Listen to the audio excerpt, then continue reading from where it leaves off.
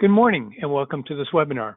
Hi, my name is Kevin Wong and I'm the director of the Desert Institute at Joshua Tree National Park, which is the educational program of the Joshua Tree National Park Association. With me today is Lara Roselle of the National Park Service, who originally proposed a series of webinars to train park staff on park-specific topics while they are working remotely during this pandemic. We will be your hosts and the producers of these webinars.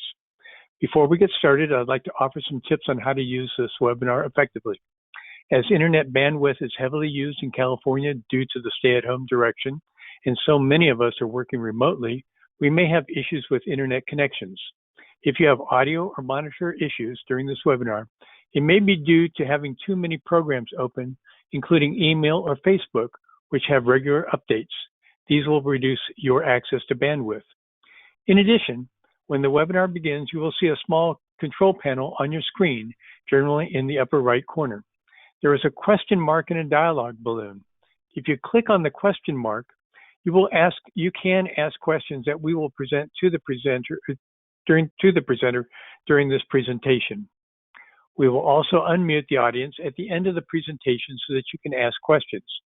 Please try not to ask all of your questions at the same time. At this time, we will begin. Today's presentation is Geology of Joshua Tree National Park with Tor Lacy. Tor, thank you for being here today with us. You're welcome, and thank you. And thank you, everybody, for your interest. And thank you for all the Park Service employees that are helping to preserve the beauty of our natural areas. It's much appreciated. My main objective today is to help you understand how the Joshua Tree National Park landscape has come to look the way that it does.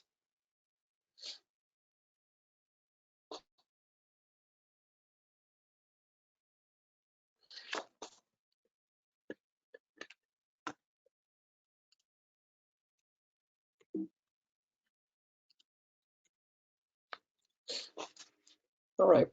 In order to try to meet this objective, we will get into, first off, the geographic location for Joshua Tree, and then talk about the geology, including the rocks, plate tectonics, surface processes, faulting, and last, the role of climate change.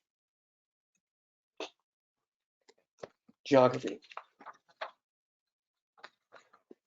So Joshua Tree is situated in the easternmost transverse range and contains parts of two deserts, the Mojave and Colorado.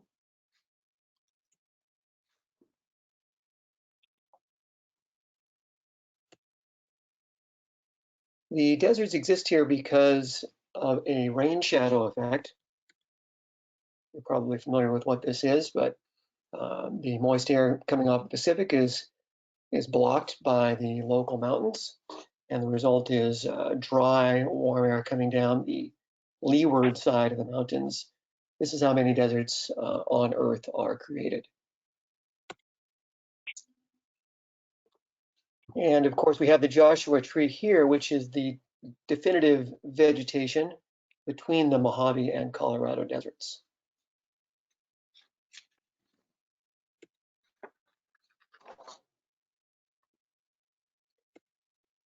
Okay, so placing this on a Google Earth terrain map, we have Joshua Tree National Park at the easternmost end of the transverse range.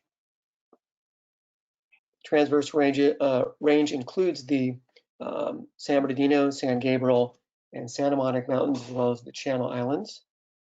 And it has the name transverse because it runs transverse to all the other mountain ranges in Western North America.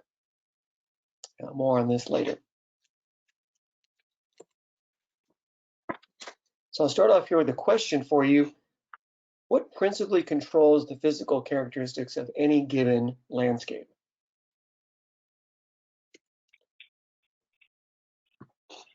Please give a quick one-word or one-phrase answer in your question box.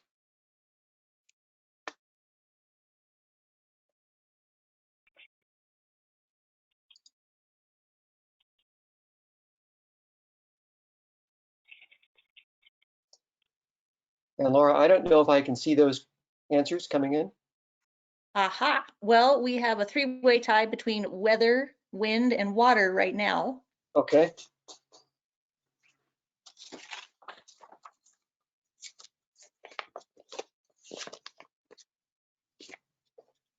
With one person voting geology. Oh, now we've got geology coming up. Okay, geology is making a comeback here. Along with underlying composition of rock and surface processes like weather. Okay. Oh, Well, plate tectonics. Plate tectonics. And those are all good answers and all true to some extent. I would say the single most important characteristic, though, is the rock. And not that one, of course. So in any given landscape, the geology, the underlying rock, is ultimately going to control how the landscape will look. That is the single most important factor. We have three types of rocks on Earth, formed by three different processes: igneous, sedimentary, and metamorphic.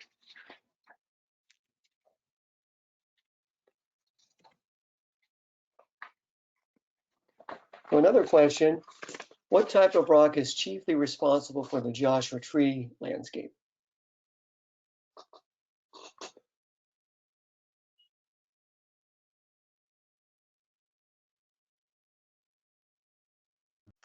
You've stumped people. Oh, now we've got a few votes for monzonite, as well as Okay. granite, igneous, metamorphic. Igneous and metamorphic because of gneiss. Okay, Oh, excellent. is it nice? You're going to tell us how to pronounce that, right? Yeah, nice. Well, it certainly looks like it should be gneiss or gneiss. We have a vote for volcanoes. Yeah, so very good. And vote for volcanoes. Okay, well, we're all on the right track. Those are were all good answers. So igneous and metamorphic, but most importantly, igneous. So that is what I will focus on, and then I'll talk a little bit about the metamorphic rock at Joshua Tree.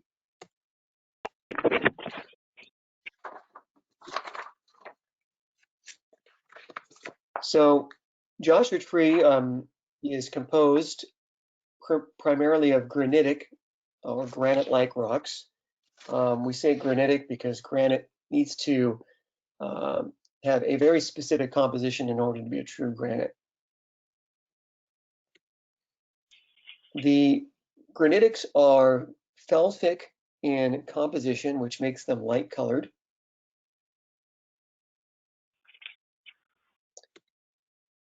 And are the most abundant in the Joshua Tree landscape. This is what visitors in the campgrounds and at the exhibits and along the interpretive trails are going to be seeing and interacting with for the most part.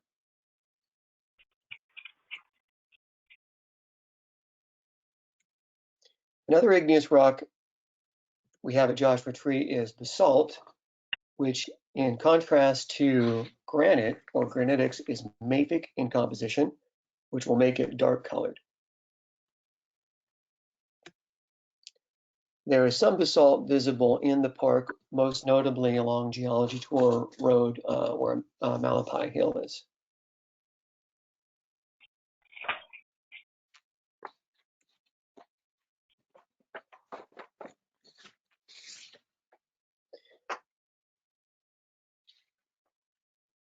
So how is granite made?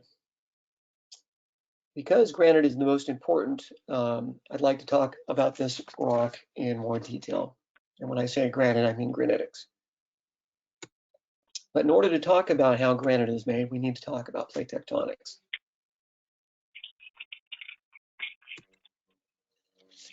We'll start our discussion of plate tectonics with Pangea. And if you are not familiar with this term or what this might be, Pangea refers to a time when most all the continental land masses were assembled together as a single supercontinent. Starting around 200 million years ago, Pangaea began to split apart as the continents started to move away from one another. So why would this happen?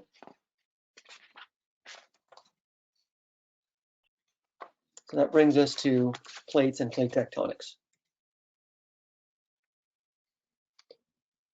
So let's consider that Earth has a layered structure, with the outermost layer being rigid. Think about a hard-boiled egg, with the shell of the hard-boiled egg being that outermost layer. And this shell, imagine if you took that hard-boiled egg and then dropped it on a hard countertop, and then maybe turned it around and dropped it again, you would end up with several large cracked pieces composing that outermost shell. And in this way, that would be an analogy for the plates, which are the pieces of this outermost shell. Now, the plates are not static. They are in constant movement relative to one another.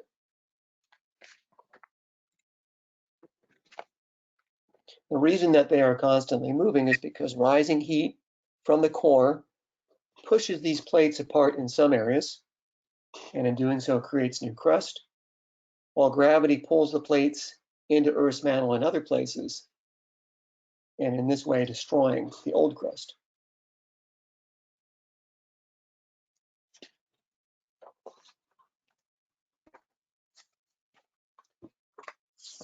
Where the plates meet and interact, we call these plate boundaries. Where two plates are moving away from one another, we have divergent plate boundaries.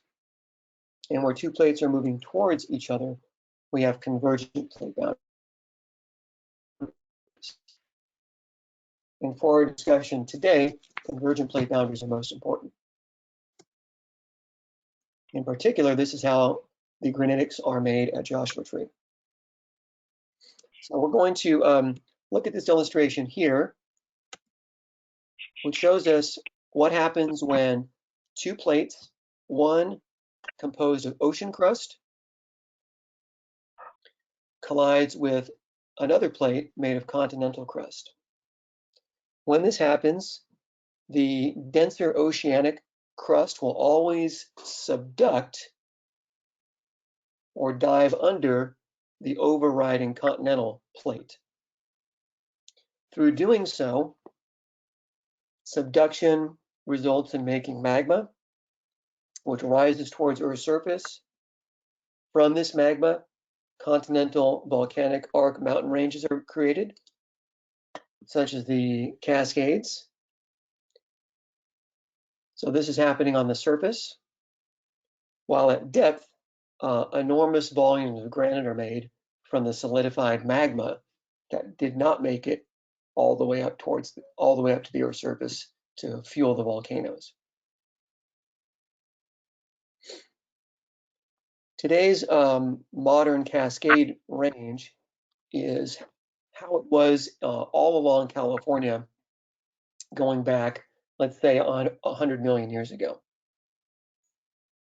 But the plate tectonic situation has changed, so we no longer have that. But what we do have are the remnants of that activity in the form of the granite that was formed at depth and is now exposed on the Earth's surface.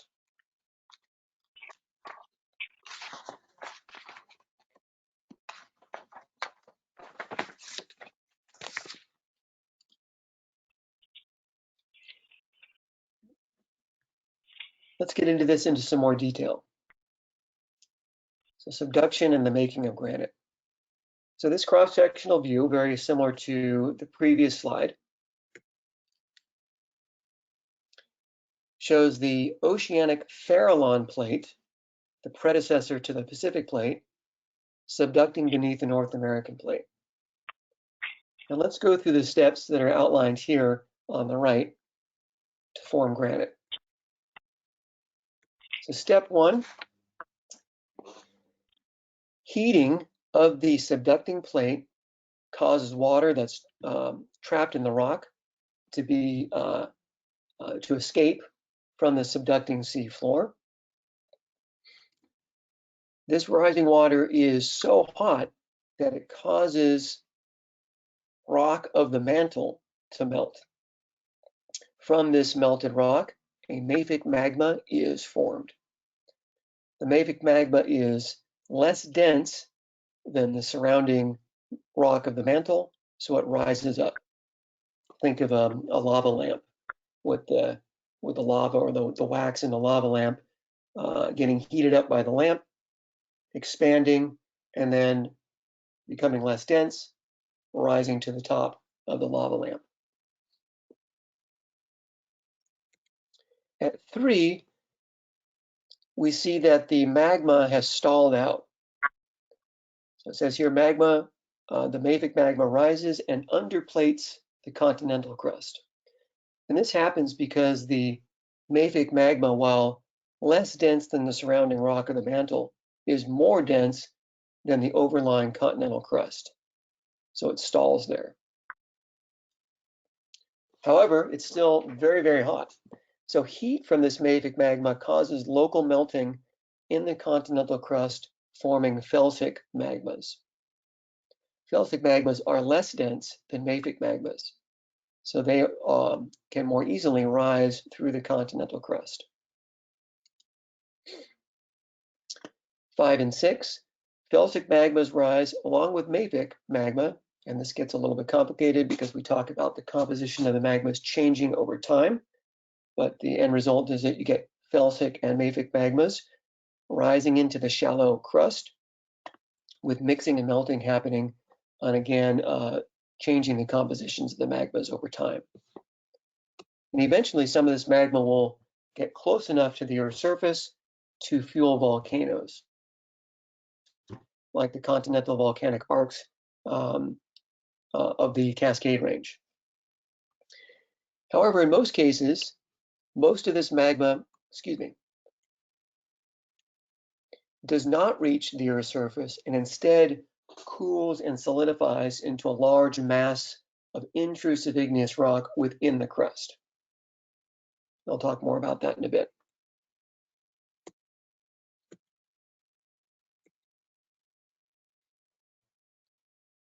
Okay, I'm going to take a little break from the lecturing myself to let somebody else do it. This is an excellent video that I think puts some of what I'm talking about into context. The geologic history of Western United States, with Southern California in particular. First, it's necessary to understand today's orientation of tectonic plates. We have the North American plate, here made of continental crust, and the Oceanic Pacific plate. In addition, there are 2 little oceanic plates subducting underneath North America. In the north, there's the Juan de Fuca plate, and in the south, tiny little Riviera plate subducting under Mexico. We'll begin with the Mesozoic. From now on, I'm going to take advantage of the animations and narration created by Tanya Atwater of UCSB.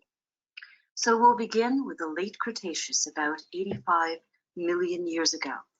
This is the time when a series of oceanic plates are subducting underneath North America.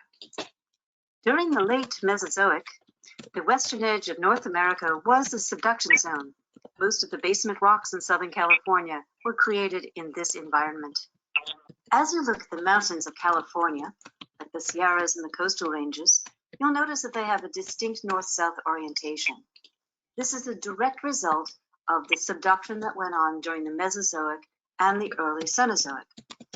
Now we're going to move ahead to the Cenozoic, 40 million years ago. The Farallon is the last of a series of plates that subducted underneath North America. In the following sequence, we will keep the North American plate stable and watch as the Pacific rise moves toward North America.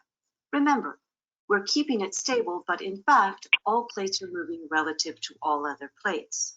Notice that Nevada is really skinny and that Baja Mexico doesn't even exist yet. Here, the East Pacific rise has hit the North American plate and split the Farallon plate into 2 smaller plates. The contact between those plates is the San Andreas Fault. The upper plate is now called the Juan de Fuca plate, and the lower plate is the Riviera plate, part of the larger Cocos plate.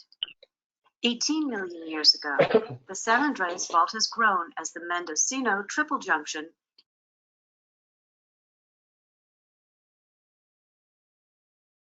Finally, today, we have a San Andreas Fault that extends all the way from Mexico to Mendocino, and a segment of the continental crust has been torn off of North America and carried along with the Pacific plate. Notice also that Nevada and California are wider, and that western United States has been stretched. Notice how the East Pacific Rise spreading center separating the Farallon plate from the Pacific plate migrates toward the subduction zone. The contact becomes the San Andreas Fault, and the Pacific plate breaks off pieces of North America and carries them away, creating the San Andreas Gulf of California plate boundary inside the continent. Now what happens to the interior of North America? During the late Cenozoic, it expanded, forming the Basin and Range province, which is hot, weak, and easily stretched and broken. Notice that skinny Nevada filled out as the rim of the continent got pulled away by the movement of the Pacific plate. Now we will concentrate on Southern California. Notice the locations of San Francisco, Santa Barbara, and San Diego 20 million years ago. At present, Santa Barbara is rotated and Baja California has pulled away from Mexico. Let's see how this was accomplished. During the Miocene, coastal fragments of California were transferred to the Pacific plate. The block containing Santa Barbara was rotated in the process. 5 million years ago, Baja California was transferred to the Pacific plate as one coherent block. How do we know that the block containing Santa Barbara rotated? The most compelling evidence is paleomagnetic. As lava cools, the magnetite crystals line up with the Earth's magnetic field, so they act as compasses pointing north. 20 million years ago, igneous rock containing crystals pointing north are shown by these dark blue lines. Watch in the animation what happens to these rocks as well as new igneous rocks that formed in the process. You can see the blocks starting to rotate. Even new rocks form with their orientation until finally that block is totally rotated and the old rocks are pointing east instead of north. That rotated block became the transverse mountain ranges of Southern California, which contain more than a dozen east-west trending mountain ranges, starting in the west with the Channel Islands off the coast of Santa Barbara, and includes the Santa Monica Mountains near Los Angeles, and all the way to the San Bernardino Mountains in the east. So the next time you see Yosemite National Park in the Sierras, you can think about subducting plates during the Jurassic. Or the Hollywood sign in Los Angeles, you'll know that it sits on top of the slice of North America that was captured and rotated by its new owner, the Pacific plate. And finally, there's the San Andreas Fault, one of the very few transform fault boundaries located within a continent. Since we live so close to a transform fault boundary, we're subjected to earthquakes. But that's another story.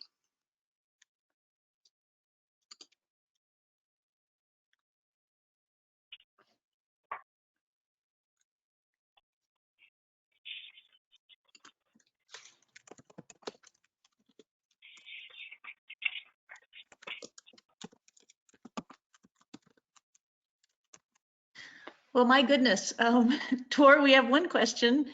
Yes. How is a reconstruction like this from the Cenozoic or Mesozoic created? What data do they use? I assume they were talking about the animation in the video there. Yeah.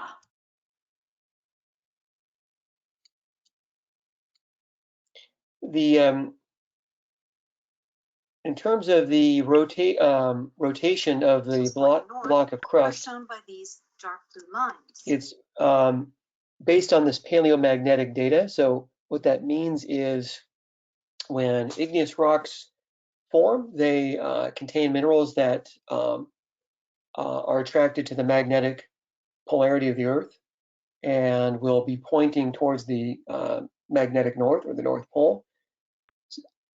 Then tracking those, so they should all be pointing north, and then we can track how those minerals that were magnetized to the north are no longer pointing north as we see the block of crust rotated. In fact, the video, I don't know if it gave us a number here, but we see that based on the rotation of those magnetized minerals, that block of crust was rotated 105 degrees. So very significantly. I hope I've answered the question.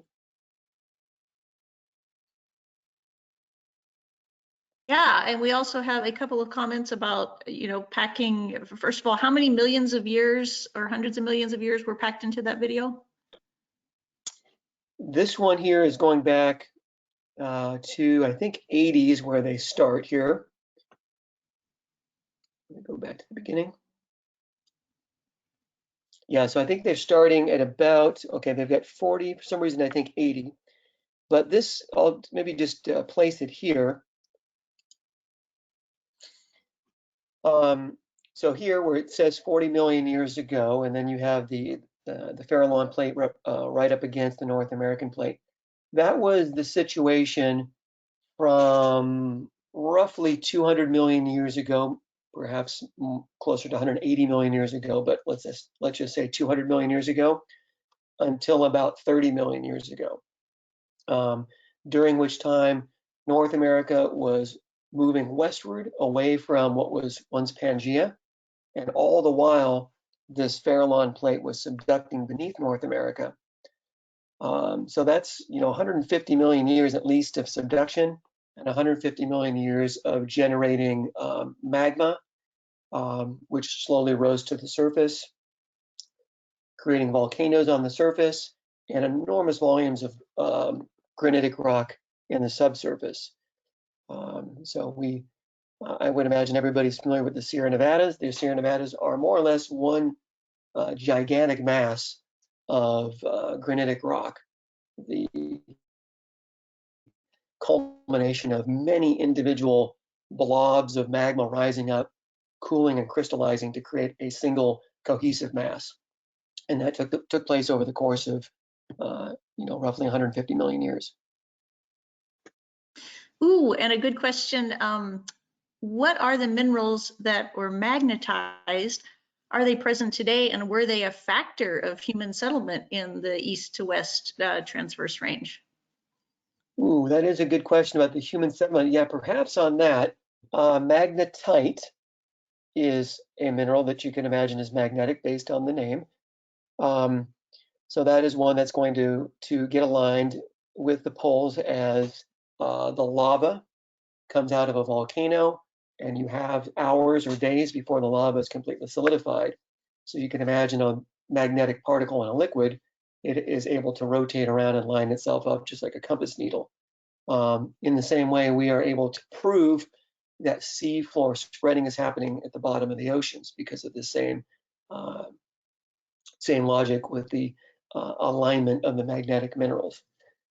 In terms of the settlement, I cannot comment on that. That's out of my area of expertise, but certainly a possibility. I could see where somebody would go with that. Well, and that leads us to the idea of those aligning within a liquid. Leads to the next question, which is, when the plutonic granite blobs reached the surface, were they still hot enough to be classified as basalt or even lava?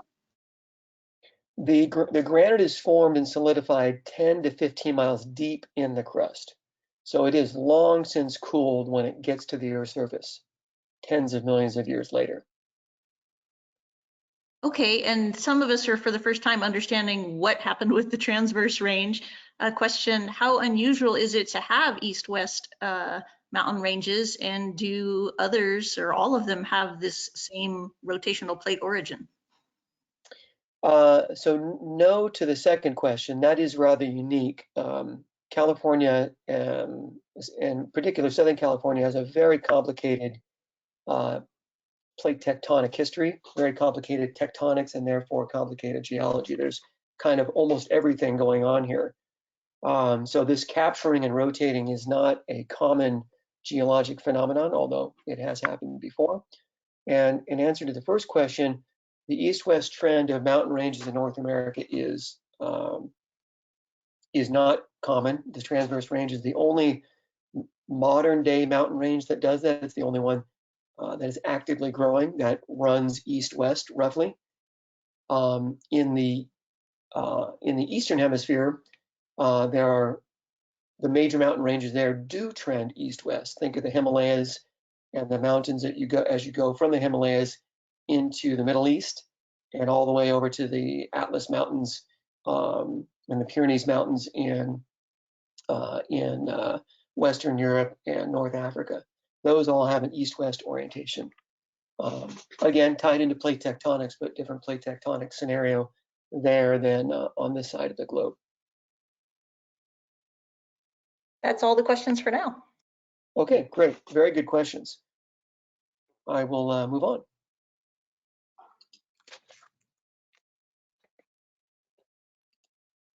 There we go. So let's talk specifically about some of the granitic rock bodies of Joshua Tree.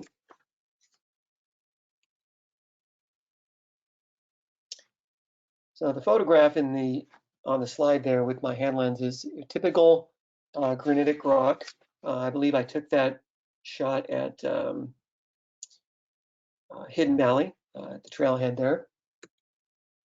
And like all granite-like rocks, they are felsic in composition. So the word felsic represents two words, feldspars and silica. Feldspars being a very common mineral in all igneous rocks, and there are different types of feldspars, but I'll just generalize it and call it feldspars, and silica. And silica is the primary component, the primary ingredient in felsic magmas and lavas.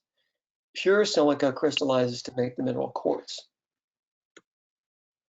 So quartz, as you might imagine, and feldspars, as you may or may not know, are light in color. And so not surprisingly, these granitic rocks will be light in color. They include visible crystals of quartz, feldspars, micas, and hornblends. The black specks that you see in these granitic rocks are generally going to be hornblende and or biotite, biotite being a type of mica. I'm going to just quickly summarize the most common granitic rock bodies of Joshua Tree, starting from the youngest to the oldest. So of Cretaceous age, we have the Palms granite, which is about 75 million years old. And this makes up most of the granite west of Rhine Mountain. So the granite in the photograph is an example of Palms granite. Going into the Jurassic period, we have the White Tank Monzo granite, which is about twice the age of the Palms at 150 million years old. And this makes up most of the granite east of Rhine Mountain. If we now go into the Triassic period, we have the Queen Mountain Monzo granite. And this one is, at least from my own experience, I know it's around the Desert Queen Mine area. Its full extent, I'm not completely confident on how far east it goes, so I won't comment on that. Generally speaking, it's darker than the others and older. 235 million years old. And then another Triassic unit is the 29 Palms Porphyritic Quartz Monzonite. And we find this one in along the 49 Palms Oasis Trail and in Eastern Indian Cove Campground. And if you've been out there, this is the most recognizable one because of the very large crystals, or also called phenocrysts, that we find in this one, phenocryst feldspar. So it's quite a nice, nice looking rock in that way.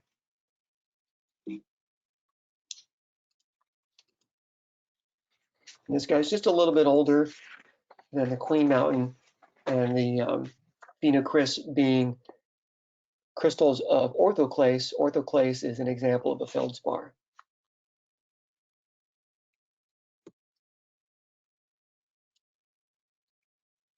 Other intrusive igneous features. So I've talked about granite being the primary intrusive feature that we want to consider here. But other structures form in the subsurface as magma crystallizes. The single mass of magma that crystallizes is referred to as a batholith. And from the batholith, we get other smaller tabular features that can be called dikes, sills, and laccoliths. But for simplification here and what is more pertinent to Joshua Tree, we'll call them veins. And these veins cut across rock bodies and are quite noticeable when those rock bodies are exposed on the Earth's surface. But before going further, let's consider this question. How do granitic rocks that form 10 to 15 miles deep become exposed on Earth's surface? And this is a rather complicated answer, so I'll just proceed into it. Okay. Granitic or granite batholith mountains. So as has been discussed, subduction makes magma. The magma rises towards the Earth's surface as plutons or blobs of magma. Again, think of lava in a lava lamp. And at some depth, these plutons may cool sufficiently to crystallize into rock. And from those, we form a batholith. The overlying rock into which the pluton was rising is considered the roof pendant of the batholith.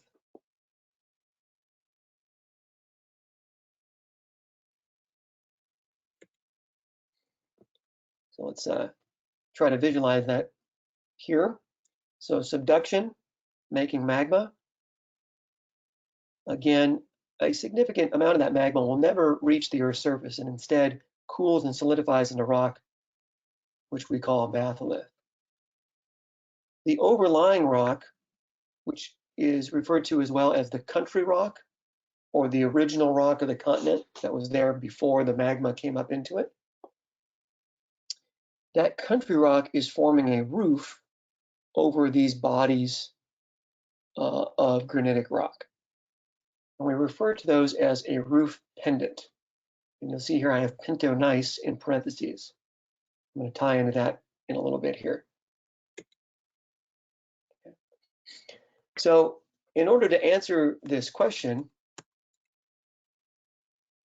how do these granitic rocks that were formed so deep get exposed on the Earth's surface? And that involves a three-step or three-process mechanism to get them up to the Earth's surface. First of all, I think you might be able to pretty easily imagine that erosion or removing this overlying rock would get us down to the granite. But if that was the only thing that was happening, then we'd end up with a 10 to 15 mile deep pit in the earth in order to see the granite. And that's not the case, obviously. So we also require isostatic uplift and faulting. And isostatic uplift, if you're not familiar with what that is, think of an iceberg, which is about 95% underwater, with just the tip of the iceberg sticking above the ocean surface. If you were to cut off the top of the iceberg, what would happen to the iceberg that's underwater? Would it just stay there? No, it would rise up to equilibrate the density difference between the iceberg and the ocean water. So as you remove some of the overlying weight on the underlying iceberg will rise up in response to that overburden pressure being relieved. Another analogy to this would be if you sat on your sofa cushion will compress under your weight, but as you get off the sofa cushion, it will expand as you relieve the pressure on it. So as we relieve the pressure of this overlying rock, the granite will rise up in response to relieving the pressure or the overburden pressure on the granite. So that's isostatic uplift. So as erosion occurs, the granite will begin to rise. And as is very often the case, especially in a tectonically active area like Southern California, faults, which go many miles deep into the crust, help bring the underlying rock up to the Earth's surface. So through these three processes, and given enough time, in this case, tens of millions of years, these granitic batholiths have slowly been brought up to the Earth's surface and now form the core of the mountain or some of the mountain ranges here in California, including the Sierra Nevadas and Joshua Tree National Park. In a sense, Joshua Tree is an older version of the Sierra Nevadas. Sierra Nevadas having been uplifted and stripped away of their rock more recently. Joshua Tree experiencing more erosion. These eroding of the granitic batholith over time will give us distinct landforms, and one of them being the Inselbergs that we find throughout the primary tourist part of Joshua Tree, the Joshua Tree Basin, if you will. Okay. And let's see, how are we doing on time? Okay, I'm going to skip the video and continue on here. So the Sierra Nevadas, as I stated earlier, a collection of many individual blobs of magma that cooled and solidified into a single cohesive mass. Okay. Mount Rushmore, granitic rock, good example of part of a batholith. And then Inselbergs are a remnant of part of a batholith, and we see these, of course, throughout Joshua Tree.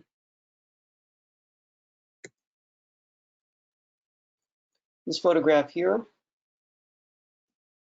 shows the Palms granite, the pluton that's solidified into a massive granitic rock beneath the overlying pinto gneiss, which now is exposed as a roof pendant, or the roof over this, this batholith. That's taken from the Oyster Bar parking lot. And then I've got another shot here, excuse me, where we see this nicely, this nice juxtaposition along Geology Tour Road. The lighter rock being the granite, and the darker rock being the roof pendant.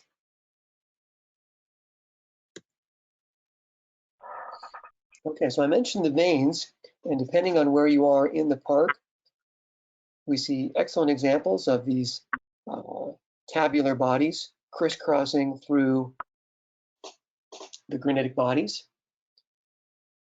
And these form really from the last stages of the magma before it's completely solidified. The last parts of the magma, imagine this body of magma solidifying into a massive granitic rock. The lightest, most fluid material will rise towards the top of this body. And as the surrounding rock, which was heated by the rising magma, begins to cool and contract, or the granitic body itself cools and contracts, it's going to crack itself up in response to the contraction. The cracks allow pathways for this very fluid magma to travel along, and that's how it gets into these cracks, solidifying into the veins that we see here in this photograph. We have three types of veins in the park. Pegmatite veins, which are the ones that are most coarse-grained. aplite veins, which are fine-grained and comprise mostly of feldspars. Sometimes have a very sparkly appearance. And quartz veins, which can be associated with gold, and that ties into the mining history of Joshua Tree. Now, earlier on, some of you mentioned the metamorphic rocks and the pinto gneiss. Metamorphic rocks form from the alteration of pre-existing rock through intense heat and pressure. This intense heat and pressure causes the minerals to change their orientation in response to the pressure, aligning them perpendicular to the greatest stress section, and this creates the distinctive texture or physical characteristic of metamorphic rocks, which we call foliation. So in both these rocks, you see this kind of wavy, uneven thickness lines of light and dark minerals, and that is foliation and is the distinctive characteristic for metamorphic rocks. So if somebody was to hand you a rock that looks like this, hopefully you would be able to identify that as metamorphic. And the best example of metamorphic rock is a rock called gneiss.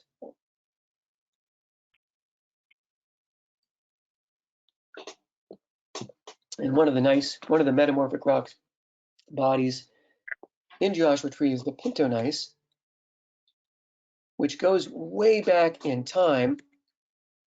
1.7 billion years ago, it was metamorphosed. And today exists as a roof pendant to the granitic bodies like the Palms granite. The word rodinia is tied into this image here.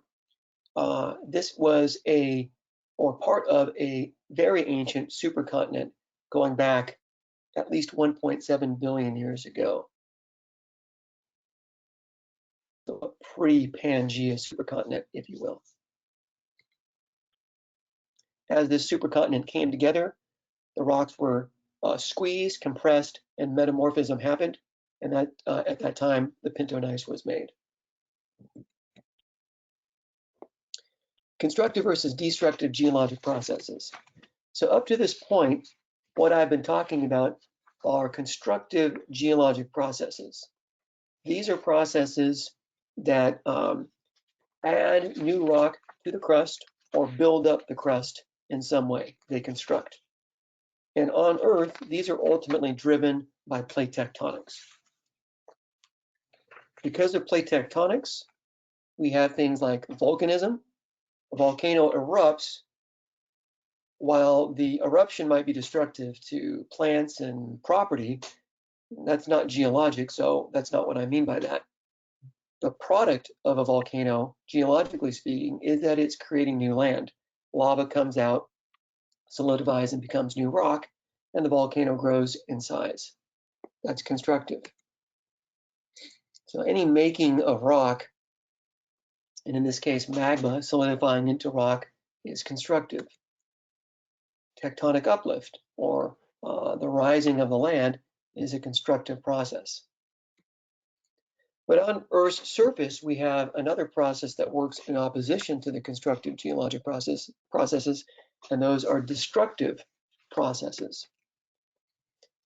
These superficial processes include weathering and erosion. So these are working in opposition to the constructive geologic processes, which are building up the Earth's surface, while the destructive processes are wearing down the Earth's surface.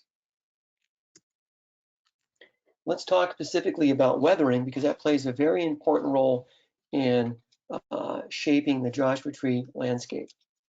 So weathering is the breakdown of rock at or near the Earth's surface, and it does so through both mechanical and chemical action. Mechanical weathering essentially cracks the rock up, and we call regular cracks in rock joints. And you see this throughout Joshua Tree. Regular sets of cracks. In this case, you can see the roughly vertical and horizontal fractures there. Half Dome in Yosemite. More fracturing there. Another form of weathering is chemical weathering. And this involves chemical reactions which alter or dissolve minerals in rock. Hydrolysis is a specific chemical reaction which converts feldspars in granitic rock into clay, leading to a specific type of chemical weathering that we call spheroidal weathering. Spheroidal weathering, again, being the result of the feldspars in granitic rock being converted into clay. And from this, we get inselbergs and boulder piles throughout the park. Let me elaborate on spheroidal weathering some. So rock, as I've discussed already, is oftentimes fractured, and this could be the cause. There could be many causes for these fractures: contraction, tectonic forces acting on the rock. In any case, this mechanical process causes the rock to get cracked up. Water coming into the flowing along the fractures on the Earth's surface is very oftentimes acidic, and this acidic water will then begin to react with the feldspars in the granite and convert them into clay through the process of hydrolysis. Clay, as you might imagine, is not it's not a strong, hard mineral like quartz or feldspar. With further erosion, water then can wash over the rock and easily take the clays away, exposing the once cubic fractured rock now as sphered shaped rock. Imagine, if you will, if you had a perfectly cubic ice cube and you were to put that cubic ice cube in your mouth and suck on it for a while, would it decrease in volume and remain a perfect cube? No, the corners and the edges would be rounded. And the same thing was happening here. While the initial fracturing has broken up the rock into cubes, as the acidic water flows along those fractures, it's going to preferentially work on the corners and the edges and sphere the rock. So with erosion, those sphered rocks are exposed on the Earth's surface, looking something like this, perhaps.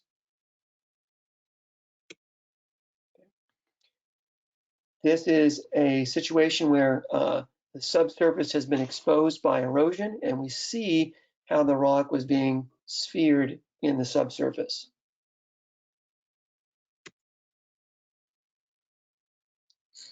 Here we have a nice example of an inselberg.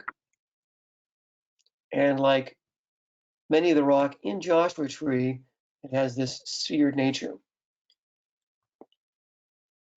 The term boulder piles is also used, especially when the inselberg is not a very prominent landform sticking out, but instead looks more like a loose collection of boulders, but they form through the same process. Again, the rock is jointed or fractured, and then acidic water infiltrates down along those fractures through hydrolysis, preferentially weathering the corners and the edges, turning the feldspars into clay, which then is easily washed away when further erosion exposes this rock on the surface.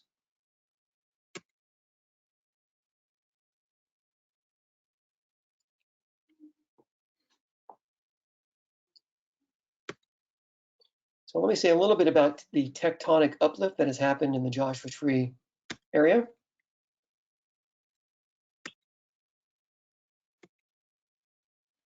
So we know the San Andreas Fault, of course, and there's a feature of the San Andreas Fault that we refer to as the Big Bend.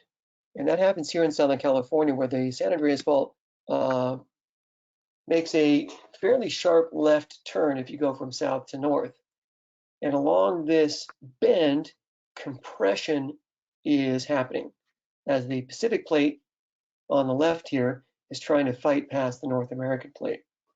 And this compression has led to the uplift of the local landscape, including the Little San Bernardinos, the San Jacintos, the San Bernardino Mountains, etc.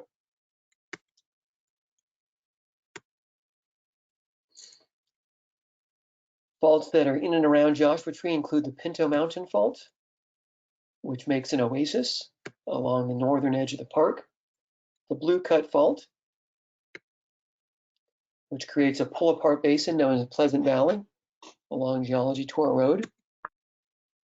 And associated with this is some volcanism, and the San Andreas Fault. So in the illustration here, in this region, the rock here is essentially being squeezed up as a more or less cohesive mass or block by the compression and getting uplifted.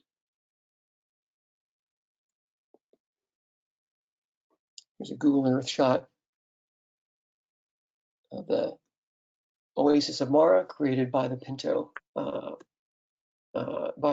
Pinto Mountain Fault, excuse me.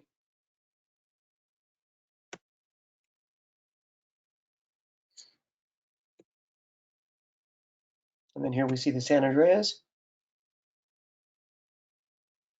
from Keys View.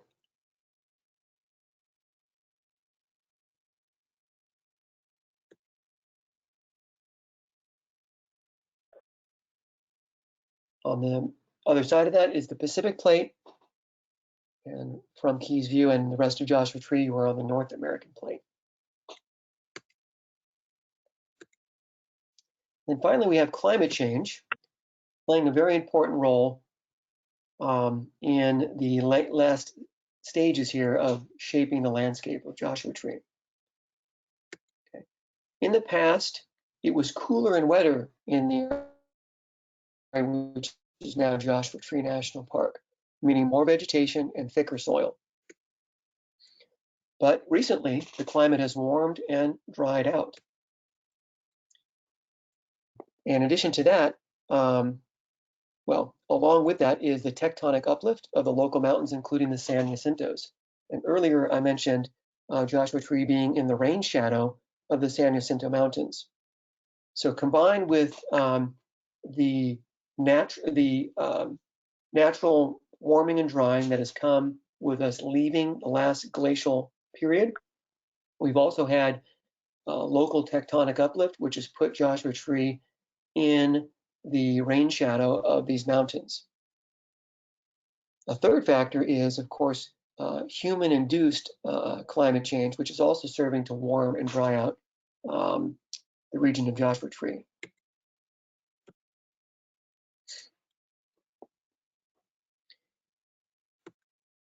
The end result of this is, with the drying, is less vegetation. And with less vegetation, you have less protection of the soil. With climate change, rain comes less frequently, but also more intensely when it does rain. So with less vegetation, less protection for the soil, you get intense rain events and intense erosion during those rain events. So much of the soil has been taken away.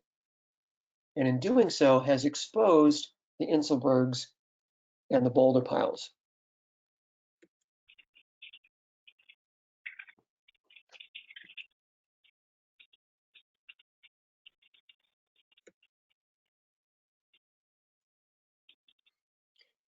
This has also led to the development of pediments and alluvial fans.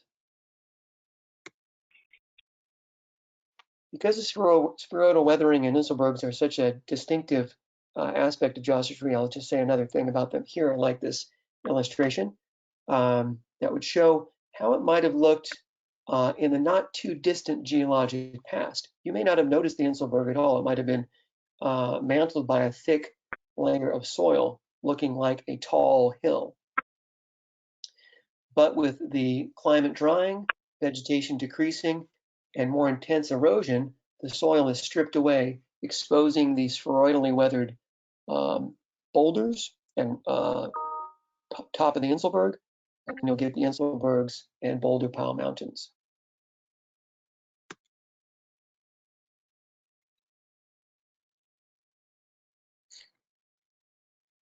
So you might try to imagine how this might have looked in the not so distant past. And when I say not so distant past, going back some tens of thousands, maybe a few 100,000 years ago. This perhaps could have looked more like the Great Plains, with tall hills rising up instead of this bare rock exposed at Inselbergs.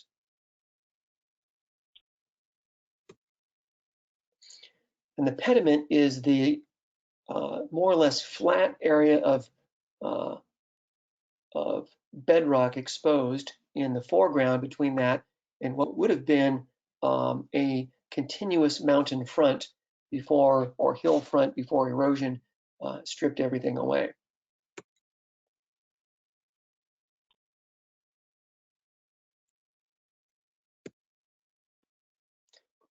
And then I have an image here of an alluvial fan from Death Valley. Death Valley has the best example of these alluvial fans, but we do have some in the park,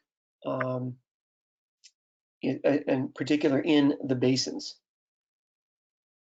And these are distinctive in desert landscapes, especially when you have these recently uplifted mountains coupled with intense rain events, which bring a lot of sediment out of the mountains at one time in flash flood events. When those streams exit the mountain, they carry their load of sediment with them and dump them at the base of the mountains, resulting in these alluvial fans that form episodically over time.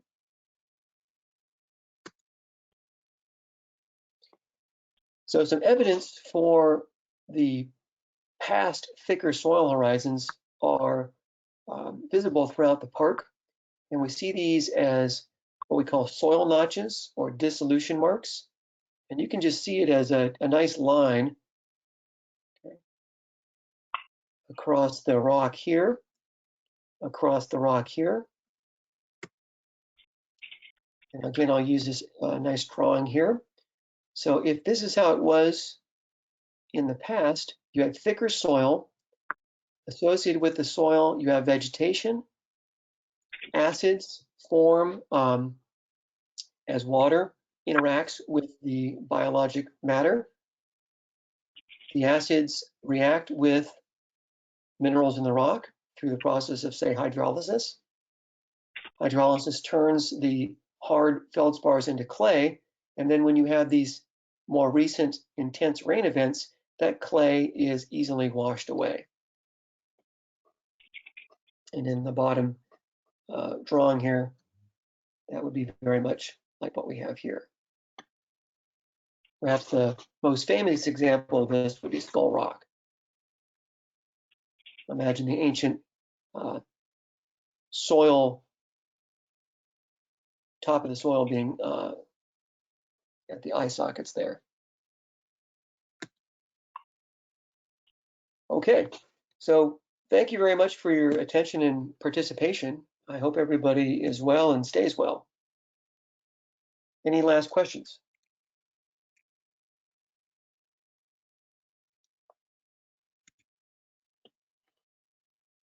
We do indeed have a couple of last questions, and thank you, Tor. That the animations have helped me so much understanding these large and small landscape processes. So one question is, you talked about the granites forming from magma generated as a plate subducts. Can some of these granites create by rifting as well, whether at a spreading center or indirectly from a subduction zone? The rifting does form magma, certainly, but typically that magma is going to be more mafic in composition.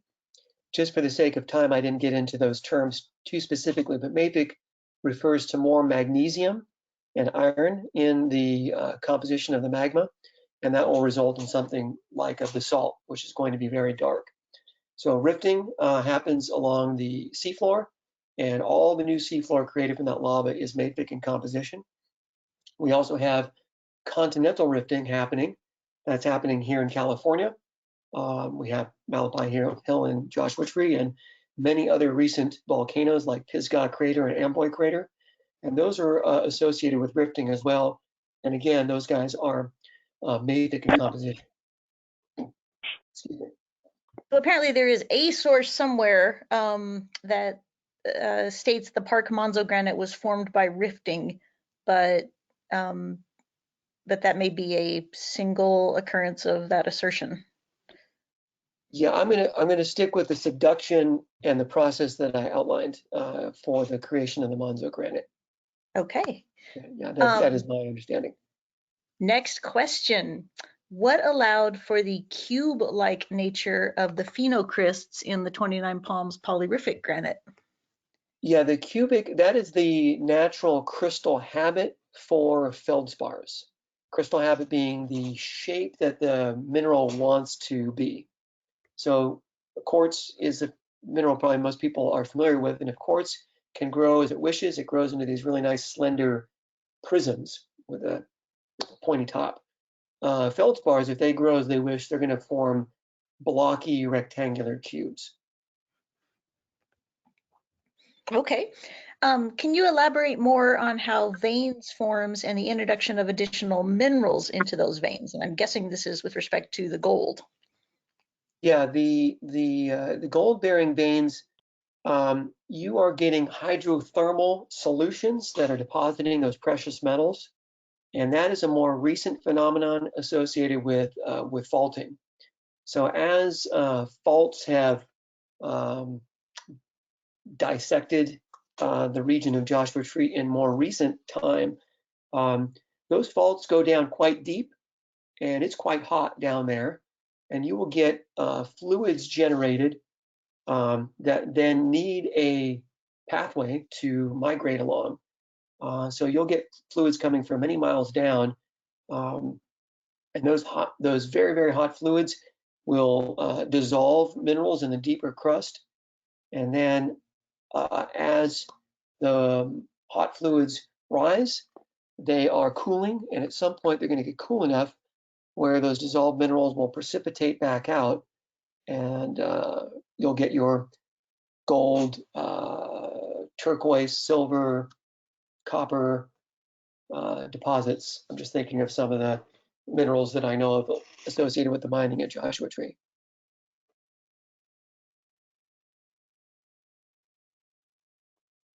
Thank you. Next question. When driving west from Joshua Tree on Highway 62, where exactly does one drive over the San Andreas Fault?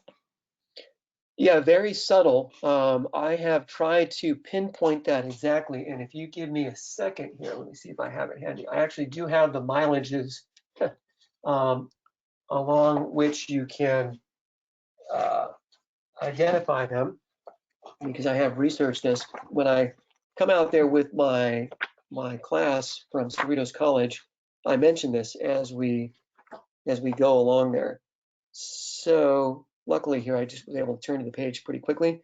As you leave the 10 and drive north on the 62, so relative to the 10, at 1.6 and 6.6 miles, you cross two branches of the San Andreas Fault. So the Indio Hills, which mark the trace of the San Andreas Fault that you can see from Keys View, I showed that image in my slideshow, is actually the result of the San Andreas breaking into two branches, the Banning and the Mission Creek faults. And then getting squeezed between those two branches is a small sliver of crust, and that's what makes the Indio Hills.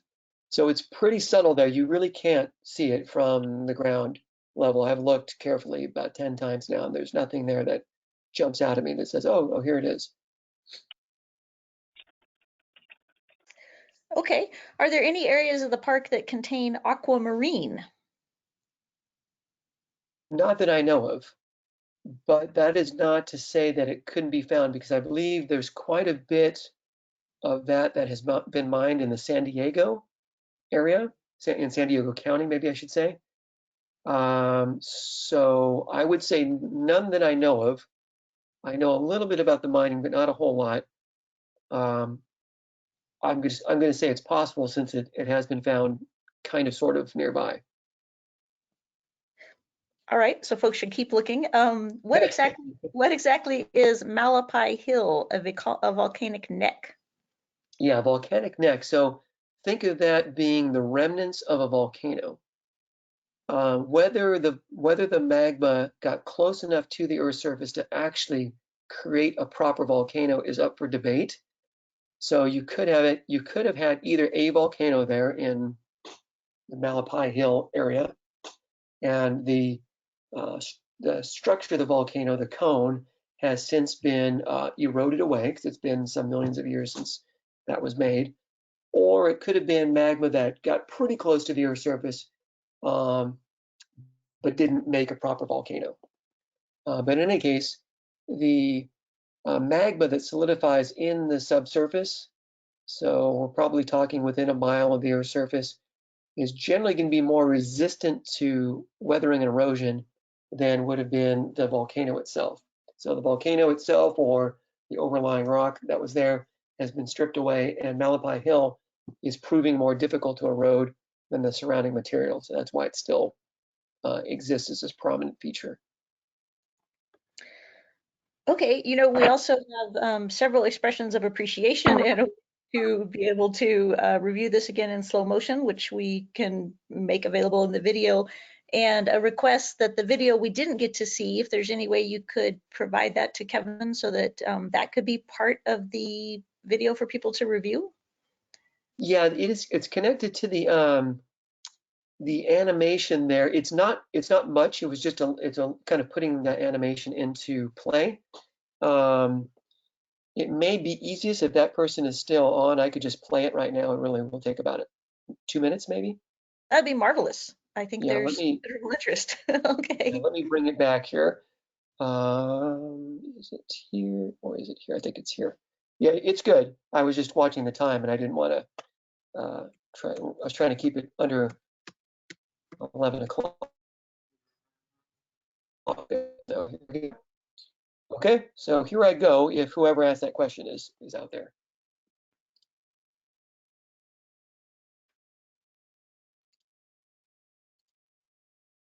Igneous features. When magma cools and solidifies below the surface, it forms plutonic or intrusive igneous rock.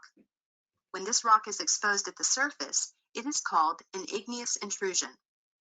As the animation begins, magma is rising toward the surface. The magma chamber feeds several large volcanoes and a group of cinder cones on the surface through conduits, as well as a large fissure eruption on the surface. Notice that the magma is also moving into cracks and bedding planes beneath the surface. When the igneous activity ends, the magma cools into intrusive igneous features such as dikes, sills, and a laccolith. A period of erosion follows. You now see an exposed dike and a volcanic neck.